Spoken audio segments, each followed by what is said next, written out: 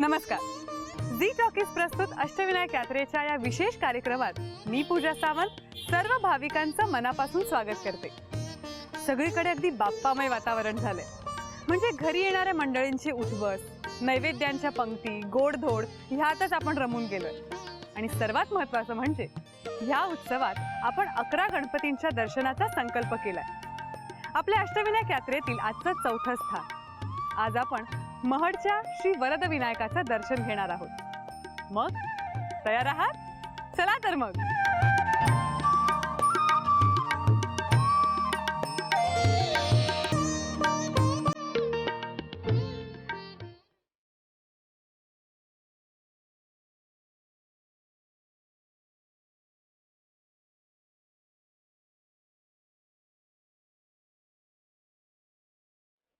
असा जेव्हा प्रवास सुरू असतो ना, म्हणजे सर्वत्र हिरवळ असते, शांतता असते आणि आपण एका देवस्थानाला भेट देणार आहोत, हा जो प्रवास असतो ना, त्यावेळी जी शांतता मिळते आणि जी प्रसन्नता मिळते ती शब्दात नाही मांडता येत. कारण का आपल्याला ही शांतता इतकी गरजेची आहे. आपण आपल्या चिंता टेन्शनमध्ये इतके हरवून गेलेलो असतो की आपल्याला कळतच नसतं की एक स्वतःचं एक वेगळं आयुष्य आहे आणि ते खूप खूप मजेशीर आणि अनमोल आहे.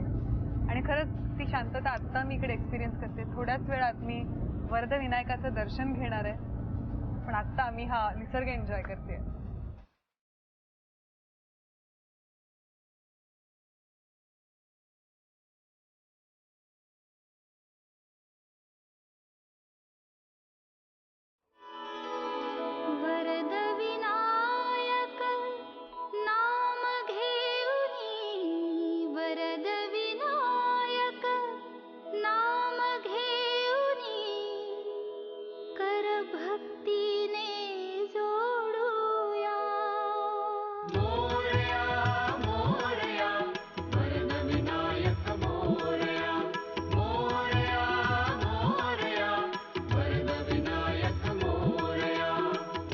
ग्रत्समद ऋषींना आणि अर्थातच सर्व भक्तांना वर देणारा विनायक म्हणजेच श्री वरद विनायक. आणि आता मी येऊन पोचले इच्छापूर्ती करणाऱ्या श्री वरद विनायकाच्या मंदिरात. वरद विनायक वसला ऋषी मुनींच्या मानसी, वरद विनायक वसला. महड गावीचा सुंदर परिसर तीर्थ होऊनी गेला, तीर्थ होऊनी गेला. मोरया मोरया वरद विनायक मोरया, मोरया मोरया वरद विनायक मोरया.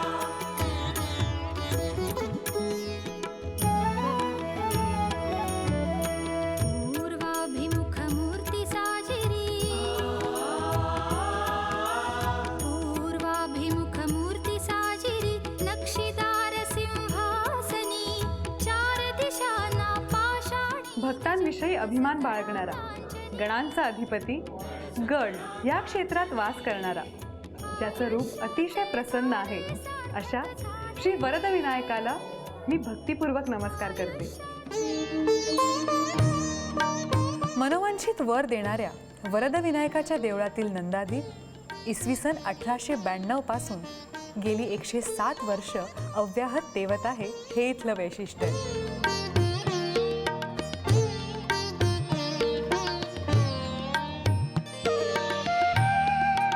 मंदिराच्या मागे एक मोठं तळ आहे आणि आता मी तिथेच आले. इसवी सन 1690 मध्ये धौंडू पोडकर यांना वरद विनायकाने दृष्टांत दिला. त्यांनी स्वप्नात असं पाहिलं की मंदिराच्या मागील तळ्यात गणेशाची मूर्ती आहे. त्याप्रमाणे त्यांनी शोध घेतला आणि ही मूर्ती सापडली. सुरुवातीच्या काळात ही मूर्ती जवळच्याच एका दुसऱ्या मंदिरात ठेवण्यात आली होती. आणि मग इसवी सन 1725 मध्ये पेशव्यांचे सरदार रामजी महादेव बिवलकर यांनी इथे देऊळ बांधलं आणि गावाला अर्पण केलं. ह्या मंदिराची अनेक वैशिष्ट्ये आहेत. मंदिराचं आधीचं रूप हे साधं आणि कौलारू होतं. इथल्या ट्रस्टने मंदिराचा जीर्णोद्धार केला. मंदिराचा कळस सोन्याचा असून त्यावर नागाची नक्षी आहे. मंदिराच्या चारही बाजूंना अत्यंत सुरेख अशा हत्तींच्या कोरीव मूर्ती आहेत. मंदिराच्या उत्तरेला गोमुख आहे. भक्तगण इथलंच तीर्थ घेतात. आपणही नंतर या तीर्थाचा लाभ घेणार आहोत.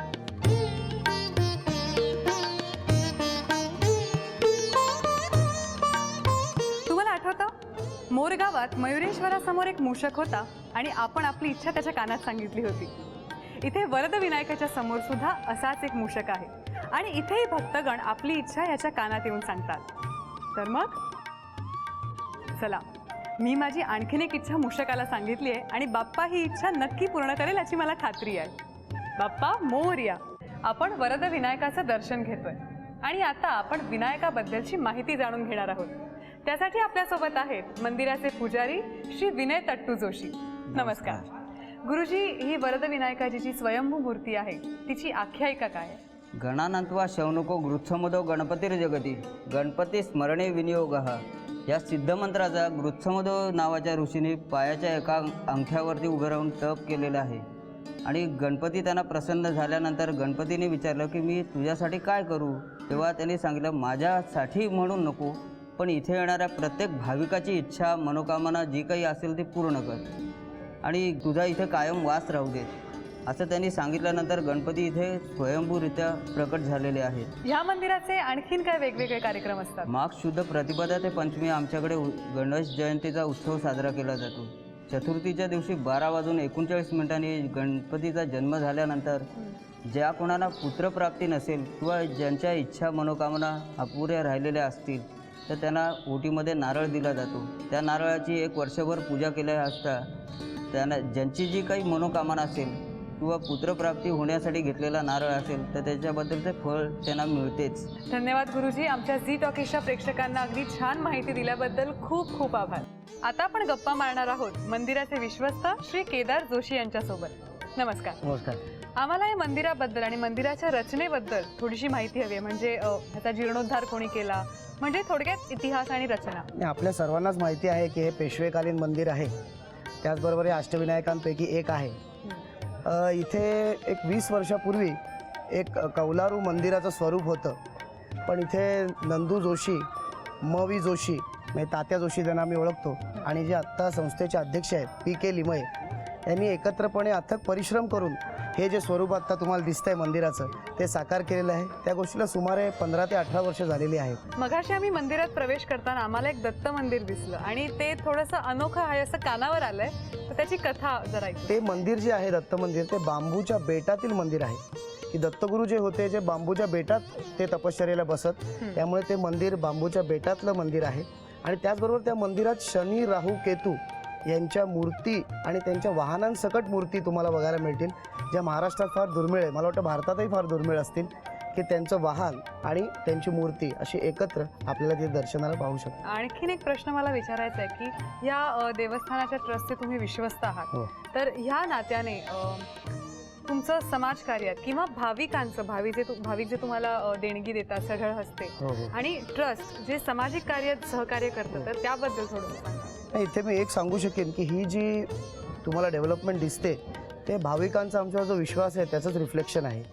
त्यामुळे आमचा निरंतर हाच प्रयत्न असतो की भाविकांना सोय कशी करण्यात येईल. तर त्या गोष्टीपोटी आम्ही एक असं ठरवलं की इथे रहिवासी तेव्हा योजना नव्हत्या, आत्ता तरी थोड्या योजना झालेल्या आहेत, तरी जे भाविक लांबून येतात त्यांचा त्यांना त्रास होत होता, म्हणून आम्ही इथे भक्तनिवास उभारलेला आहे जो अत्यंत अल्प दरात आम्ही त्यांना उपलब्ध करून देतो. त्याचबरोबर आपल्याकडे अन्नछत्र योजना आहे की सर्व भाविकांसाठी मोफत अन्नछत्र येथे पुरवलं जातं. अर्थात इच्छुक देणगी आम्ही त्यासाठी देखील घेतो, पण असं काही त्याला पावती किंवा कोणत्याही प्रकारचं कुपन नव्हे, या बंधन नाही, मोफत अन्नछत्र आहे. अगदी कितीही लोक येऊन तुम्ही जेवू शकता तेवढी तयारी आम्ही इथे करून देतो. धन्यवाद. आम्हाला अतिशय मौल्यवान माहिती दिल्याबद्दल झी टॉकीजच्या सर्व प्रेक्षकांकडून खूप खूप आभार. आपण वरद विनायकाचं दर्शन घेत आहोतच, पण आता माझ्यासोबत आहेत नेरूळच्या ज्ञानदीप कॉलेजचे काही उत्साहित विद्यार्थी, त्यांच्या प्रिन्सिपल्स आणि त्यांचे काही शिक्षक. आपण त्यांच्याशी गप्पा मारूया. तुम्ही शिक्षक आहात कॉलेजचे? तुम्ही पहिल्यांदाच येता इथे का तुम्ही पूर्वी येऊन गेलाय? मी इथं दरवर्षी येतो. बरं. आणि विशेष म्हणजे पूर्वी नाही, प्रत्येक महिन्याला येतो मी. आणि आमचे विद्यार्थी पण नेहमी इथं भेट देत असतात. बरं, तुमच्यापैकी कोण छान गातं?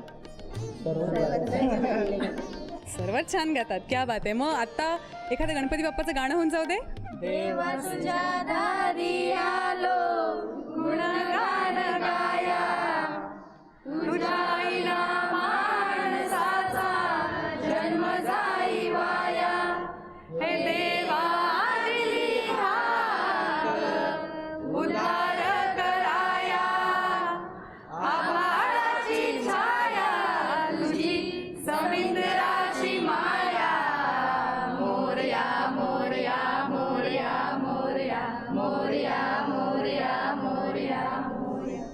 या छानशा नोटवर आपण इथेच विश्रांती घेऊया, पण विश्रांतीला जाण्यापूर्वी एकदा बाप्पाचा गजर होऊन जाऊ दे. गणपती बाप्पा मंगल मूर्ती. श्री गणेश म्हणजे कलेचं उगमस्थान. म्हणूनच इतरांप्रमाणेच आम्हा कलावंतांच्या आयुष्यातही बाप्पाला अनन्यसाधारण महत्त्व आहे. चला तर मग तुमच्या लाडक्या कलाकाराच्या तोंडूनच बाप्पाचा अनुभव ऐकूया. प्रत्येकाच्या आयुष्यात गजाननाचं एक आगळं वेगळं महत्त्व आहे आणि आम्हा कलाकारांसाठी तर गणपती बाप्पा म्हणजे फार जवळचं आहे. ऑफकोर्स त्यांचं वेगळं स्थान आहेच, त्याबद्दल काही दुमत नाहीच आहे. पण कुठलाही देव सामान्य माणसासाठी सतत आपल्या मनात असतो. त्याचं कारण हे आहे की आपल्याला नेहमी वाटत असतं की आपण काही चुकलो तर आपल्याला त्याने वाचवावं. त्यामुळे मला असं वाटतं की आपण चुकू नये, म्हणजे त्यांच्यावरचा जरा लोड कमी होईल. आणि गणपती बाप्पा हा आपल्यासाठी म्हणजे आम्हा कलाकारांसाठी इतका महत्त्वाचा आहे. कारण आता गणपतीच्या दौऱ्याच्या निमित्तानं आम्ही गणपतीचे दौरे करायचो इतके वर्ष, हे 30 वर्ष गणपतीचे दौरे होतात आमचे. गणपती उत्सवात आमचे दौरे होतात आणि वेगवेगळ्या ठिकाणी वेगवेगळ्या गणपतींच्या मूर्ती आम्हाला बघायला मिळतात. त्या मूर्तींमधले भाव वेगवेगळे असतात. प्रत्येक गणपतीचा रंग वेगळा असतो, त्यातले डोळ्यातले भाव वेगळे असतात. चेहऱ्यावरचे जे काय म्हणतो एक्सप्रेशन्स ही वेगळी असतात. गणपती बाप्पाला निरखण्यात एक वेगळी मजा आहे. जर तुम्हाला वेळ मिळाला तर कुठल्याही गजाननाच्या मूर्तीकडे तुम्ही टक लावून एक 2-4 मिनटं बघितलं तर तुमचं एक वेगळं कॉन्सन्ट्रेशन होईल अशी मला खात्री आहे. तेवढं करून बघा. आता वेळ झाली अभिषेकाची. ज्या प्रेक्षकांनी आमच्याकडे अभिषेकासाठी नावं पाठवली आहेत त्यांच्या नावाने आज वरदविनायकासमोर इथे संकल्प सोडला जाणार आहे. आणि त्यासाठी आपल्यासोबत आहेत मंदिराचे पुजारी विनय तट्टू जोशी. नमस्कार गुरुजी. गुरुजी, आम्हाला झी टॉकीजच्या प्रेक्षकांनी आपली काही नावं पाठवली आहेत, तर मी तुम्हाला विनंती करते की त्यांच्या नावाचा आज इकडे संकल्प सोडावा. ओम शनावतु शनौ नक्तु सवीर्यं कर्वावहे तेजस्विनावधीतमस्मान् विद्विषावहे. ओम शांति शांति शांति. ओम नमस्ते गणपते तमेव प्रत्यक्षं तत्त्वमसि तमेव केवलं कर्तासि तमेव केवलं धर्तासि तमेव केवलं हर्तासि तमेव सर्वं खल्विदं ब्रह्मासि तं साक्षादात्मासि नित्यं कृतमस्मि सत्यमस्मि औतं मामवक्तारम् औश्रोतारम् औदातारम् औदातारम् नमो शिशम् औषादाद पुरस्ताद उत्तरादाद दक्षिणादाद चोर्ध्वादाद अवतरादाद सर्वतो मां पाहि पाहि समन्ताद त्वं वाङ्मय संचिन्मयः तं सच्चिदानन्दाद्वितीयोऽसि तं प्रत्यक्षं ब्रह्मासीदं ज्ञानमय विज्ञानमयोऽसि सर्वं जगदिदं तत्तो जायते सर्वं जगदिदं तत्तिष्ठति सर्वं जगदिदं तैरवेशति सर्वं जगदिदं त्वयि प्रत्येति. नलो निलो नवादं चत्वारि वाक्पदानीतं गुणत्रयातीतं देहत्रयातीतं कालत्रयातीतं मूलाधारस्थितोऽस्नित्यं त्वं शक्तित्रयात्मकात्मायि योगिनो ध्यायन्ति नित्यं. ब्रह्मादं विष्णुत्वं रुद्रसं इन्द्रसं अग्निसं वायुसं सूर्यसं जन्मा त्वं ब्रह्म पूर्वसर्वं गणादिं पूर्वोच्चार्य. तदनन्तरम् अनुस्वारवर्धनार्थेन्दुरसितं तारणरुद्धम् एतत्तमनुरूपं गकार पूर्वरूपम् अकारो मध्यरूपम् अनुसारश्चाद्रूपम् नादसन्धानं सविता सन्धि शैषा गणेश विद्या गणकऋषि निसृत गायत्री सन्धा गणपतिर्देवता. ओं गं गणपते नमः. एकदन्ताय जय वक्रतुण्डाय धीमहि एकदन्तं चतुरस्तं पाशमं कुशधारणं रथं च वर्धमस्ते बिभ्राणं मूषकध्वजं रक्तं लम्बोदरं शूर्पकर्णं रक्तवासं रक्तगन्धानुलिप्ताङ्गं रक्तपुष्पे सुपूजितं भक्तानुकम्पिनं देवं जगत्कारणविद्युतम् आविर्भूतन्तरिष्टादौ एवं ध्यायति नित्यं स योगी योगिना वरः. नमो व्रातपदे नमो गणपते नमः प्रमदते नमस्ते अस्तुलम्बोदराय एकदन्ताय विघ्ननाशिने शिवदूताय श्रीवरदमूर्ते नमः.